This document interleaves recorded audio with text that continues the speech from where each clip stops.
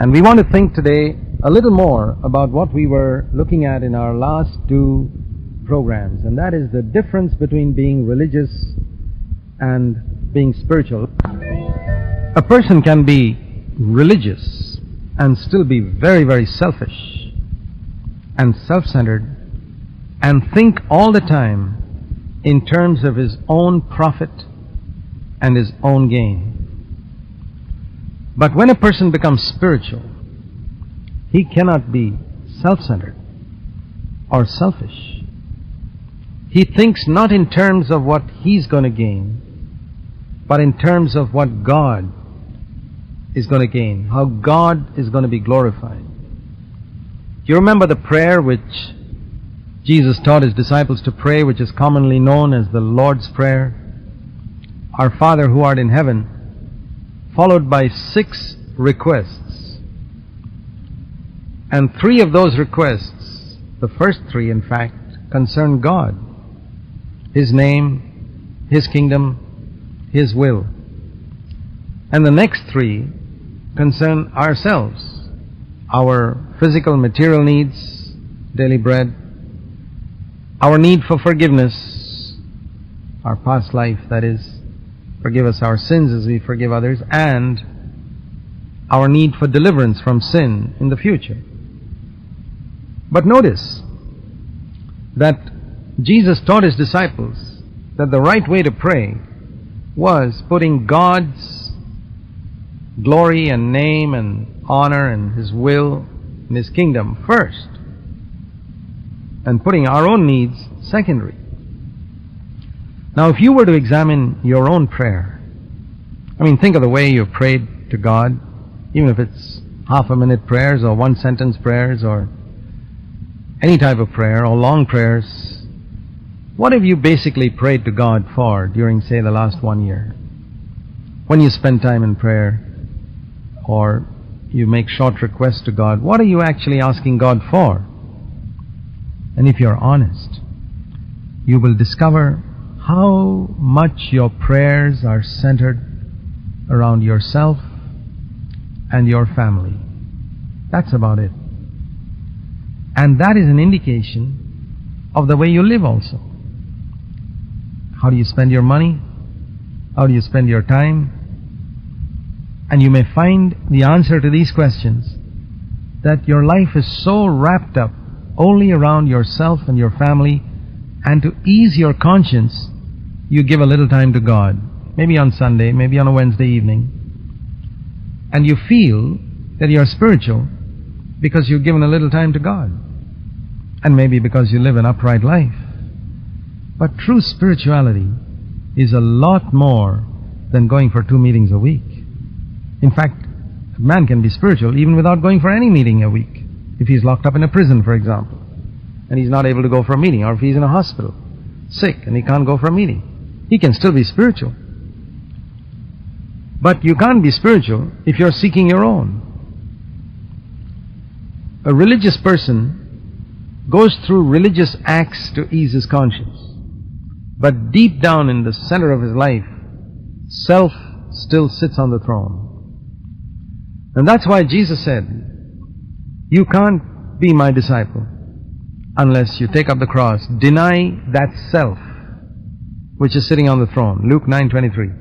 Unless you deny your self, self, life, dethrone it, kill it, and follow me, you can't be my disciple. And He said there, you got to do it every day. And so we see that a religious person can still have self sitting on the throne of his heart and go through every external activity. He may go to every meeting. He may go to 6 meetings or 7 meetings a week.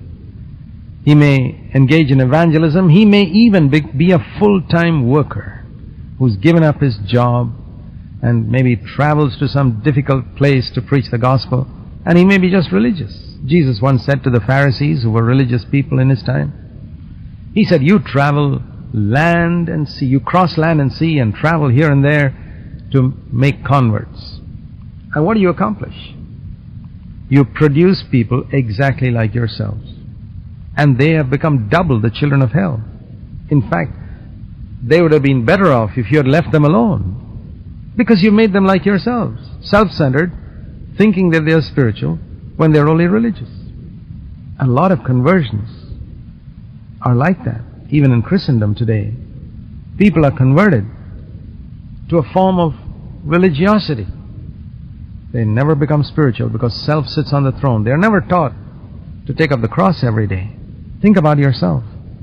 Has anybody ever taught you what it means to deny yourself every day, to take up your cross every day? And yet you read Luke 9:23. What does it say there?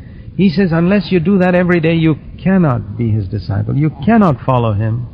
It is impossible. He said that in Luke 14 verse 27 too. You cannot be His disciple if you don't follow Him, if you don't take up the cross every day.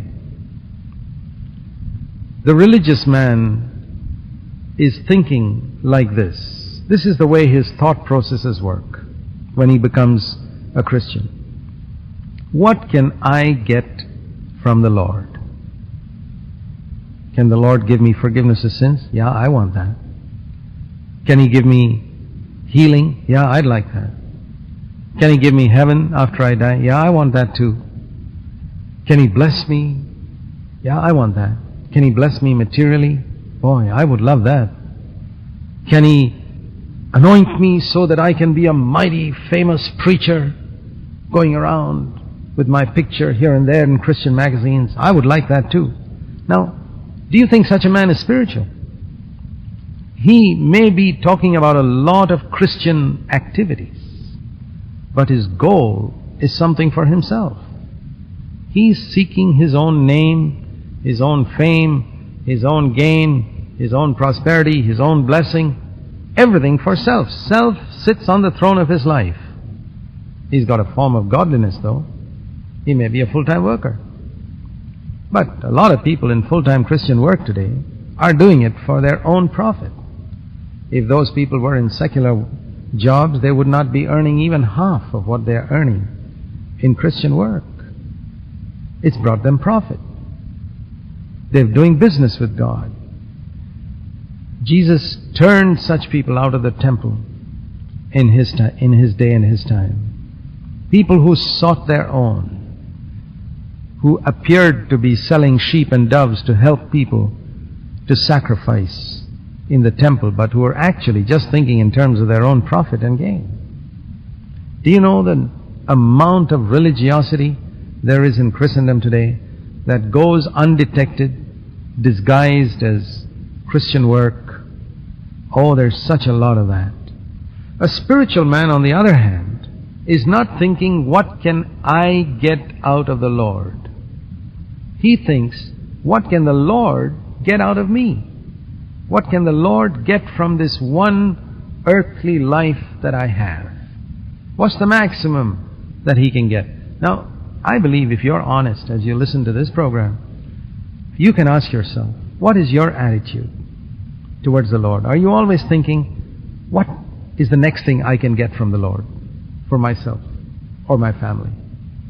Or is your attitude, what can the Lord get more out of my earthly life before I leave this earth? What more can He get out of me? I want Him to have everything of me from head to foot, and I want my life to be just spent for Him. What can He get out of me? There's a lot of difference between these two attitudes. And both people may sit next to each other in a Christian church, and you may not be able to distinguish between the two, because it's a question of heart attitude. Both may go out in evangelism. Both may go out to serve the Lord, and both may sacrifice. And yet the fundamental motive underneath may be totally different.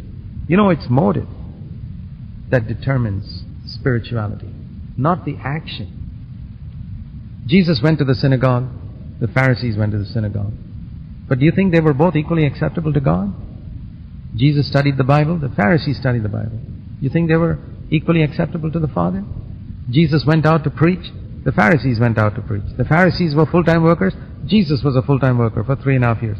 But do you think they were the same? There was a vast difference. In fact, in the Gospels, we constantly see this contrast between Jesus and the Pharisees. It's the contrast between true spirituality and religiosity. It's the contrast between living according to the spirit of the new covenant, the new agreement God has made with man, and living according to the letter of the law. And there's a vast difference between the two.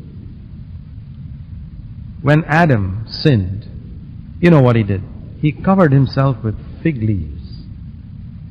And fig leaves are a picture of religiosity, with which a man tries to make himself presentable before God and before men. Do you know what Jesus did when he saw a fig tree covered with fig leaves? He cursed it. He cursed it and the whole tree withered up. And that teaches us that there is a curse on religiosity. He came looking for fruit in that fig tree. He didn't want just leaves.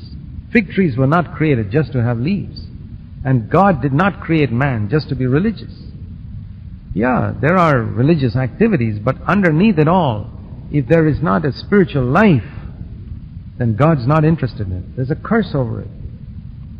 What is it that God gave Adam? God stripped him of those fig leaves and gave him a covering of skins. He killed an animal and put a skin over him. It's a picture of God giving us His own nature. The fig leaves, the dress of fig leaves was what Adam manufactured himself. He tied up the fig leaves and made a dress for himself, and he tried to cover himself, and God said, throw that away, I don't want it. Maybe good fig leaves, that's okay. They were not rotten fig leaves, but it was still not acceptable. God said, I'll give you a dress. And God gives us the nature of Christ. That's what that skin of the animal means. And yet we can ask, why did God keep people under the law for 1500 years? To show man the emptiness of it. He never intended that man should live under the law all his life. God left man under the law to show that is not the way. You'll never attain to my nature that way. He wanted man to come to an end of himself. And that's what the law was meant to accomplish. And those people who did come to an end of themselves, they began to seek God. And then God is able to give them His own nature. And that is throwing away the fig leaves of religiosity and giving us the nature of Jesus Christ. The nature of Jesus Christ means that we serve God in the same spirit with which Christ served the Father. Not as a servant, but as a son. Beloved friends, God has called you not to be His servant, but to be His son and to serve Him with the spirit of His Son.